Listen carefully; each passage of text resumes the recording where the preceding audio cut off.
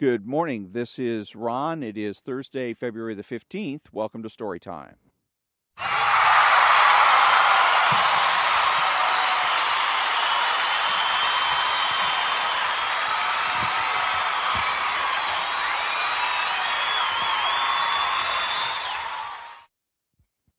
Okay, this morning is chapter 8 of Ayn Rand's book, The Virtue of Selfishness, and it's entitled, How Does One Lead a Rational Life in an Irrational Society? I will confine my answer to a single fundamental aspect of this question. I will name only one principle, the opposite of the idea which is so prevalent today and which is responsible for the spread of evil in the world. The principle is one must never fail to pronounce moral judgment. Nothing can corrupt and disintegrate a culture or a man's character as thoroughly as does the precept of moral agnosticism. The idea that one must never pass moral judgment on others, that one must be morally tolerant of anything, that the good consists of never distinguishing good from evil. It is obvious who profits and who loses by such a precept. It is not justice or equal treatment that you grant to men when you abstain equally from praising men's virtues and from condemning men's vices. When your impartial attitude declares, in effect, that neither the good nor the evil may expect anything from you, whom do you betray and whom do you encourage? But to pronounce moral judgment is an enormous responsibility. To be a judge, one must possess an unimpeachable character. One need not be omniscient or infallible. And it is not an issue of errors of knowledge. One needs an unbreached integrity, that is, the absence of any indulgence in conscious, willful evil. Just as a judge in a court of law may err when the evidence is inconclusive, but may not evade the evidence available, nor accept bribes, nor allow any personal feeling, emotion, desire, or fear to obstruct his mind's judgment of the facts of reality. So every rational person must maintain an equally strict and solemn integrity in the courtroom within his own mind, where the responsibility is more awesome than in a public tribunal, because he, the judge, is the only one to know when he has been impeached. There is, however, a court of appeal from one's judgments, objective reality. A judge puts himself on trial every time he pronounces a verdict. It is only in today's reign of amoral cynicism, subjectivism, and hooliganism that men may imagine themselves free to utter any sort of irrational judgment and to suffer no consequences. But, in fact, a man is to be judged by the judgments he pronounces. The things which he condemns or extols exist in objective reality and are open to the independent appraisal of others. It is his own moral character and standards that he reveals when he blames or praises. If he condemns America and extols Soviet Russia, or if he attacks business women and men and defends juvenile delinquents, or if he denounces a great work of art and praises trash, it is the nature of his own soul that he confesses. It is their fear of this responsibility that prompts most people to adopt an attitude of indiscriminate moral neutrality. It is the fear best expressed in the precept, "Judge not, that ye be not judged." But that precept, in fact, is an abdication of moral responsibility. It is a moral blank check one gives to others in exchange for a moral blank check one expects for oneself. There is no escape from the fact that men have to make choices. So long as men have to make choices, there is no escape from moral values. So long as moral values are at stake, no moral neutrality is possible.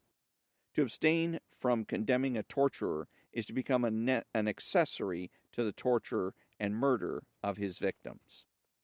The moral principle to adopt in this issue is judge and be prepared to be judged. The opposite of moral neutrality is not a blind, arbitrary, self-righteous condemnation of any idea, action, or person that does not fit one's mood, one's memorized slogans, or one's snap judgment of the moment. Indiscriminate tolerance and indiscriminate condemnation are not two opposites, they are two variants of the same evasion. To declare that, quote, everybody is white, unquote, or, quote, everybody is black, unquote, or, quote, everybody is neither white nor black but gray, quote, unquote, is not a moral judgment but an escape from the responsibility of moral judgment. To judge means to evaluate a given concrete by reference to an abstract principle or standard. It is not an easy task. It is not a task that can be performed automatically by one's feelings, instincts, or hunches. It is a task that requires the most precise, the most exacting, the most ruthlessly objective and rational process of thought. It is fairly easy to grasp abstract moral principles. It can be very difficult to apply them to a given situation, especially when it involves the moral character of another person. When one pronounces moral judgment, whether in praise or in blame, one must be prepared to answer why, and to prove one's case to oneself and to any rational inquirer. The policy of always pronouncing moral judgment does not mean that one must regard oneself as a missionary charged with the responsibility of saving everyone's soul, nor that one must give unsolicited moral appraisals to all those one meets.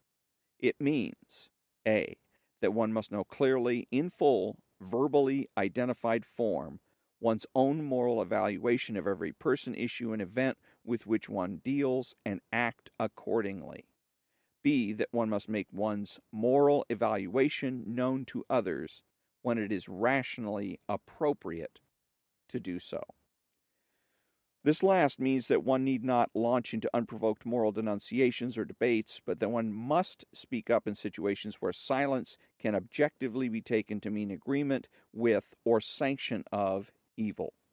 When one deals with irrational persons, where argument is futile, a mere "I don't agree with you" is sufficient to negate any implication of moral sanction. When one deals with better people, a full statement of one's views may be morally required. But in no case and in no situation may one permit one's own values to be attacked or denounced and keep silent. Moral values are the motive power of a man's actions. By pronouncing moral judgment, one protects the clarity of one's own perception and the rationality of the course one chooses to pursue. It makes a difference whether one thinks that one is dealing with human errors of knowledge or with human evil.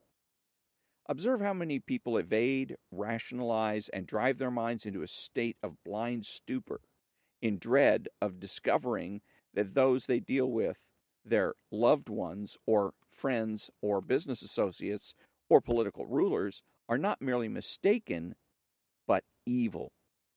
Observe that this dread leads them to sanction, to help and to spread the very evil whose existence they fear to acknowledge. If people did not indulge in such abject evasions as the claim that some contemptible liar, quote, means well, unquote, that a mooching bum, quote, can't help it, unquote, that a juvenile delinquent, quote, needs love, unquote, that a criminal, quote, doesn't know any better, unquote, that a power-seeking politician is moved by patriotic concern for, quote, the public good, unquote, that communists are merely, quote, agrarian reformers, unquote, the history of the past few decades or centuries would have been different. Ask yourself why totalitarian dictatorships find it necessary to pour money and effort into propaganda for their own helpless, chained, gagged slaves who have no means of protest or defense. The answer is that even the humblest peasant or the lowest savage would rise in blind rebellion were he to realize that he is being immolated, not to some incomprehensible noble purpose, but to plain, naked, human evil. Observe also that moral neutrality necessitates a progressive sympathy for vice and a progressive antagonism to virtue. A man who struggles not to acknowledge that evil is evil finds it increasingly dangerous to acknowledge that the good is the good. To him, a person of virtue is a threat that can topple all of his evasions, particularly when an issue of justice is involved, which demands that he take sides. It is then that such formulas as "nobody is ever fully right or fully wrong" and "who am I to judge" take their lethal effect. The man who begins by saying there is some good in the worst of us goes on to say there is some bad in the best of us. Then there's got to be some bad in the best of us. And then it's the best of us who make things difficult. Why don't they keep silent? Who are they to judge? And then, on some gray, middle-aged morning, such a man realizes suddenly that he has betrayed all the values he had loved in his distant spring, and wonders how it happened, and slams his mind shut to the answer by telling himself hastily that the fear he had felt in his worst, most shameful moments was right, and that values have no chance in this world. An irrational society is a society of moral cowards, of men paralyzed by the loss of moral standards, principles, and goals. But since men have to act so long as they live, such a society is ready to be taken over by anyone willing to set its direction. The initiative can come from only two types of men: either from the man who is willing to assume the responsibility of asserting rational values, or from the thug who is not troubled by questions of responsibility. No matter how hard the struggle, there's one choice that a rational man can make in the face of such an alternative. And that is the end of chapter 8 of The Virtue of Selfishness. And it is how does one lead a rational life in an irrational society? So, I'm going to continue tomorrow with another episode of Story Time, and I did want to say on this one that I really liked it because again, a lot of these chapters are very much appropriate to things that are going on in society today. And the negation of values is one of those. Again, you hear a lot of times throughout your life in various ways, shapes, and forms, don't judge, don't judge. But judgment, and it goes even beyond what Ayn Rand was saying, whereas Ayn Rand was making it sound as though there's a choice. You can judge or you cannot judge. You can be, but there is no choice. You have to judge. Uh, every day, hundreds of times a day, you have to make various types of judgments. And so the only question really is, are you going to be able to judge openly, or are you going to have to do it basically in secret? So, um, on a classic example then also of judgment and judging others is what's going on now with a lot of teenagers that are taking what I guess they call the Tide challenge, where they're getting Tide laundry pods and then putting them in their mouth and seeing, I guess, how long they can hold them in their mouth while the coating is dissolving and filling their mouth with this soap, which is leading to a lot of gagging and choking and kids getting poisoned. And I think even in a few cases, some kids are dying because of it. But again, normally what you would do is you would judge that situation. You would say, that's stupid. How stupid. Another even better example. One time when I was a young man and I was 13 or 14 years old, and I went to some kind of an encounter group for teenagers. And I went in there, and there was a young man in there who had cut up used a knife and carved some kind of design or whatever into his arm, and it was all scabbed up, and but this one particular girl that was sitting next to him that was really, doesn't that hurt? And she was giving him a lot of attention. And so for whatever reason, I thought, wow, that'd be, let me try that. You know, carve myself up. Self-mutilation, that's the word I was looking for. But let me, I figured let me put my initials I'm going to put my initials into my arm. Well, I didn't want to use a knife or didn't have one available or something, so I used the sharp end of a paper clip to try to. And I got as far as maybe one or two of the three of initials that I could sort of scratch into my arm, making my arm bleed, and it scabbed over, and and then I kind of got discouraged with it, and then I went to school and I forgot about it. And I think I had either short sleeves on or maybe I had a long sleeve shirt and I happened to reach out. But the point is that this particular uh, self mutilation, exercise in self mutilation, was discovered by another student named Steve. And Steve looked at that and he said, "Did you carve your initials into your arm?" And I froze because then I realized, oh my God, it can be seen. People can see it, and which I hadn't even thought about. I this whole thing was done impulsively on my part, and so I didn't bother to stop and think about the consequences. So Steve says, "Did you carve your initials into your arm?" And I froze, and then he said, "Real smart, Hardgrove." And he said it in a very sarcastic manner, and it was clear to anybody, to me and to anybody else that would have been within earshot, that I was being judged. There's no doubt he was judging me, and his judgment was harsh. That this is one of the stupidest things he'd ever seen in his life. And the fact of the matter is, he was absolutely right, and it was exactly what I needed to hear at that time, and in that way. That sarcastic, and it still rings in my head to this day when I remember it. That sarcastic, real smart Hardgrove.